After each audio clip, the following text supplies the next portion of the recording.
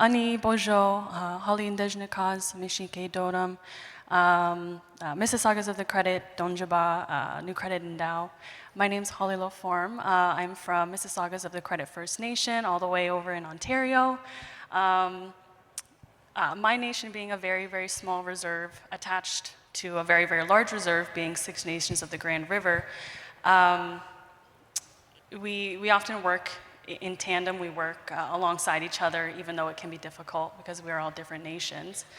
I think, so far from what I can see, this conference is really a huge opportunity for youth like myself and all the youth in the crowd to come out and be a part of what other nations are doing. I think just bringing us along with everything that our elders and our leaders are doing is going to help us eventually take over that leadership role one day. Because I find we kind of get left in the dark sometimes, and we may be perceived as naive, but the more involvement we have and the more opportunities we have to be involved in things like this, it gives us inspiration and it gives us passion to learn more, because it has to come from within, right? You can't convince someone to be interested in the things that you're interested in unless it's innate, unless it's within their spirit. So I think opportunities like this is really a great way to start, and wherever you can, just bring us along. It was said by an elder earlier this week that as Indigenous people, we are very much learn by doing, learn by watching. So I think that's the best way for us to go forward. But also, what I've seen so far at this conference is incredible and mind-blowing, and it's given me so many cool ideas for the future and given me a lot of hope, and kind of reignites that fire in my spirit, which is really exciting.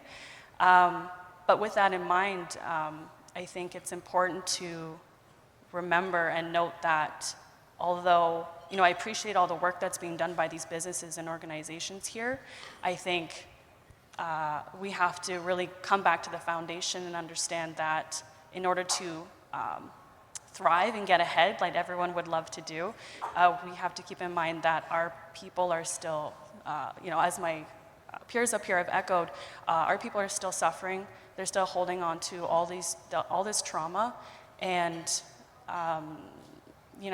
that idea of thriving and trailblazing into the future is great, but we can't do that unless we come out of that fight or flight, unless we stop surviving.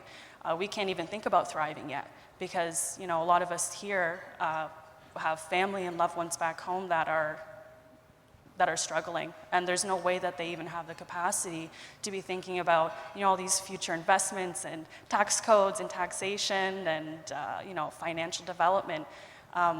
These are all great concepts, but like it was mentioned earlier about land claim settlement and where that money is going to go, you have to start with your your vision first. Where have our people come from? Where are our people now? Where do we want to go?